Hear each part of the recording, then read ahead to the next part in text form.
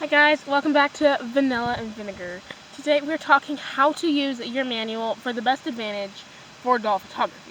Doll photography is a bit harder. The models have eye sockets that kind of reflect a lot, and then just kind of the size difference, all that fun stuff you have to learn to deal with. And even if you are a normal photographer or a human photographer and you come to doll photography, it's not quite as easy as it seems like it should be because, well, they're just mini humans, aren't they? But if you're doing doll photography, you're probably using your childhood dolls. You're probably on the average age you're supposed to grow out of dolls, and this could be like some of the first photography, as in my case, that I ever did was my doll photography. And well, now I've gone into more human photography. My dolls were kind of the first steps for me to actually know if I wanted to do photography, or even convince me to try photography. If you just got your camera because you started an AG2 channel and you've seen beautiful photography and want to at some point in time have an AGIG account, which is American Girl Instagram for those of you who don't know, then this video is the perfect video for you. So good job for clicking on it. Now I've been talking for a minute and 15 seconds, so let's get on to the actual video. As you can see, my model Samantha is standing here. It's around 7 o'clock in Central Time. Sorry, the camera's out of focus. I hope it fixes itself. If not, we'll stop in a second. It's around 7:30.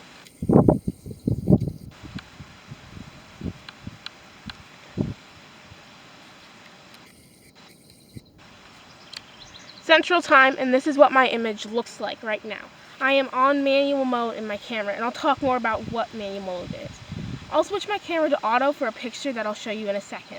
Auto is a great mode. Every camera has it if you're just trying to get some good pictures for your doll and you need them fast, you don't have time to learn doll photography. Auto is the mode for you. At the moment I'm on auto mode. Actually, wait, let me switch to auto mode. As you can see from the first pictures, which were going from 0 to 1 to +1, I'm sorry she died. I'll get her in a few seconds. It greatly changes it and just kind of helps lighting. The darker your picture is, the more moody it is, and then the lighter it is a little bit more cheery. This is literally the most life-changing hack for me. It's just, I love it. I love it so much.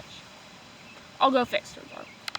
Now we're going to talk about something called the rule of thirds, and I think it's this graph.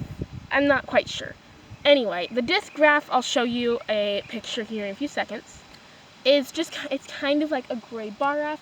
To get your lighting quite right, to know if it'll help you know if your settings are quite right, if the most of the gray moving stuff is in the middle of that square. If it's onto one side, it's lighter, or two sides, it's dark. The pictures that you just saw, the one for exposure had it in the middle. This is basically perfect. That's what you want in a good picture. But it can be hard to change that. I usually shoot outdoors with natural light. I don't like shooting inside because the lighting can be so hard to use. But pushing it's just pushing the little button and seeing that is just so great. And now we're going to talk about the rule of thirds. Let me move my camera to put Samantha on one of the sides. And then focus. Since this is a video, the quality obviously isn't as good. But as you can see, your eye is drawn to Samantha a lot more. Having your subject on one of the sides makes your picture so much better. I can't even explain to you how much it can help the composure of a portrait. Obviously, I actually prefer to have pictures in the middle of my camera. I don't know, I just like them better that way, with the subject like I was when I filmed the video, like that. But for pictures with, like, as you can see, like, there's something on the side, some leaves. And then Samantha, I don't know, it just looks amazing.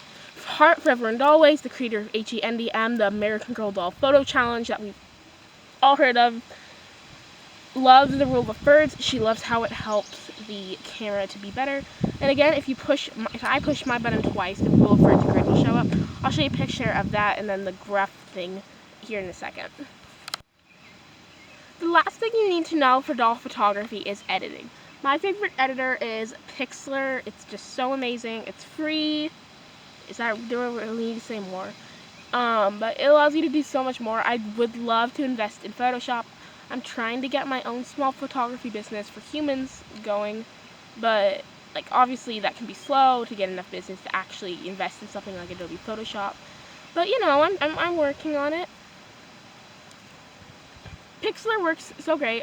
I have an editing channel update on my channel, but the number one thing you need to know that's different from photographing humans to photographing dolls is brightening the eyes. It's where you have your little light brush, you zoom in on the doll, find the iris, and just go around it. It helps everything. It makes everything amazing. I love it. There's nothing better than it. It gives the doll's eyes so much life. It makes the doll look alive. My mom and like people who aren't typically in the doll photography community don't love it as much because it makes it look like a doll and not a human. Well, right now she looks pretty human, but when I show you the edited picture, yeah, you can tell she looks a little more un-doll-like in the second one, but it's fine. It doesn't bother me that much. The 4, I don't really know what number we're on right now, is to blur backgrounds. Blurring backgrounds is like what's going on right here. As you can tell, Samantha is the focus. The lower your f-stop is, the better this will work, but I get it. We're all probably kids, teens, or people who don't want to spend a lot of money on this as a hobby, because this isn't like photography where you can use it as a business aspect. If you just zoom in on your doll, then you can get a pretty good picture. That's what I'm doing right here. I'm shooting programmed, so I don't really know how much my f-stop is here. I'll tell you in the next clip, and I can check my camera settings again. But the blurring in still gives it a nice soft background. I love blurred backgrounds. Essentially every one of my images ever since I learned how to blur backgrounds has been a blurred background, and blurring backgrounds can also lead you to bokeh. Bokeh is when you put your doll in front of a tree. Let me see if you can see it here. You can kind of see it there. Where you put it in front of a tree and then it's out of focus or blurred in the back. So all you see is like some little gold dots.